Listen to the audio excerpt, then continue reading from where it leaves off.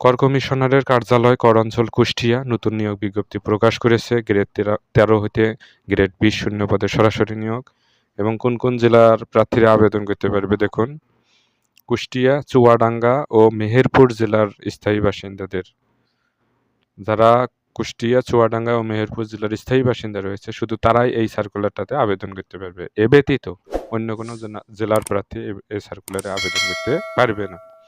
কি কি পোস্ট রয়েছে? কম্পিউটার অপারেটর পদের সংখ্যা 1, প্রধান সহকারী পদের সংখ্যা 22, উচ্চমান সহকারী পদের সংখ্যা 22 এবং শিক্ষাগত যোগ্যতা অভিজ্ঞতা চাওয়া হয়েছে।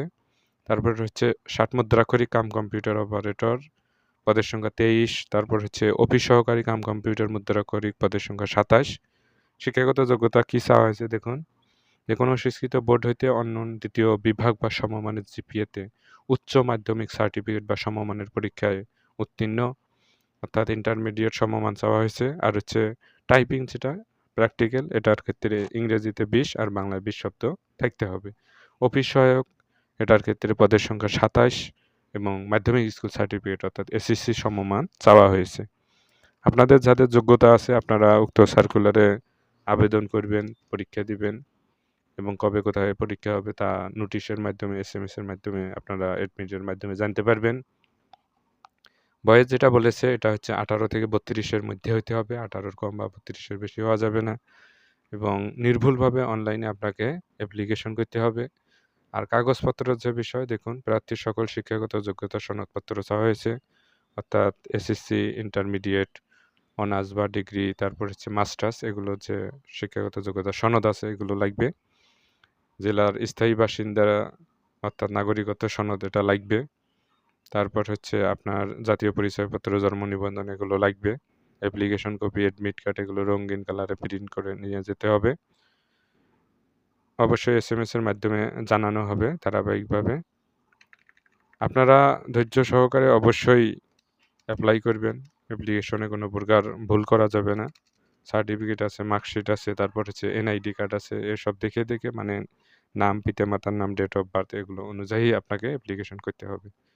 দেখুন, কম্পিউটার অপারেটর পদ পূরণে সরকারি প্রতিষ্ঠানের কম্পিউটার পার্সোনেল নিয়োগ বিধিমালা এই সিস্টেমে হবে। কম্পিউটার অপারেটর যারা পোস্টে আপনারা এই পোস্টে আবেদন করবেন তাদের ক্ষেত্রে লিখিত পরীক্ষা, মৌখিক পরীক্ষা। লিখিত পরীক্ষা হবে বাংলা, ইংরেজি, গণিত, কম্পিউটার বিষয়ক সাধারণ জ্ঞান। বাংলা 20 মার্ক, ইংরেজি 20 মার্ক, গণিত 20, কম্পিউটার বিষয়ক হচ্ছে 30, মোট 90। আর হচ্ছে মৌখিক পরীক্ষার ক্ষেত্রে 10, সর্বমোট 100, সময় হচ্ছে 90 মিনিট। আর হচ্ছে 10ম গ্রেড থেকে 20তম গ্রেড কর্মচারী তাদের ক্ষেত্রে কি বলেছে, বাংলাতে 25, ইংরেজিতে 25, গণিতে 20, সাধারণ জ্ঞানে 20, এই হচ্ছে 90। আর হচ্ছে মৌখিক পরীক্ষার ক্ষেত্রে 10, এই হচ্ছে 100, সময় 90 মিনিট। তো সার্কুলারে যেভাবে বলা হয়েছে ঠিক সেভাবে আপনাকে পরীক্ষা হবে, সেভাবেই সেই সিস্টেমেই। তারপর দেখুন অনলাইনে আবেদনের নিয়মাবলী কি কি বলেছে। এই লিঙ্ক আমরা ভিডিও ডেসক্রিপশনে দেবো, আপনারা সেখান থেকে অ্যাপ্লাই করবেন। তারপর আরও একটা বিষয় যে আপনাকে অনলাইনে আবেদন শুরু হচ্ছে 7 মে 2026। আর হচ্ছে অনলাইনে আবেদনপত্র জমাদানের শেষ তারিখ হচ্ছে 3 জুন 2026, অর্থাৎ 7 মে 2026 থেকে 3 জুন 2026-এর ভিতরে আপনাকে অনলাইনে এই লিঙ্কের মাধ্যমে অ্যাপ্লিকেশন করতে হবে এবং সঠিকভাবে আপনাকে ছবি, স্বাক্ষর আপলোড করতে হবে। ছবির জন্য 300x300 আর স্বাক্ষর হবে 300x80। নির্ধারিত স্থানে আপলোড করতে হবে। ছবি আর হচ্ছে স্বাক্ষর এই যে বিষয়, এটা মানে আপনাকে আগেই এডিট করে ডেস্কটপে অথবা মোবাইল ফোনে রাখতে হবে। তাহলে পরবর্তীতে মানে অ্যাপ্লিকেশন করার সময় শুধু আপলোড দিলে হয়ে যাবে। একটি বিষয় সেটা হচ্ছে অ্যাপ্লিকেশন করার পর আপনাকে অবশ্যই এসএমএস করতে হবে এবং এসএমএস করতে কোনো প্রকার ভুল করা যাবে না। এর জন্য টেলিটক সিমে অবশ্যই ব্যালেন্স রাখতে হবে। যেভাবে বলা হয়েছে, যে নির্দেশনা দেওয়া হয়েছে 112 টাকা 56 টাকা, এর উপরে ব্যালেন্স রাখতে হবে।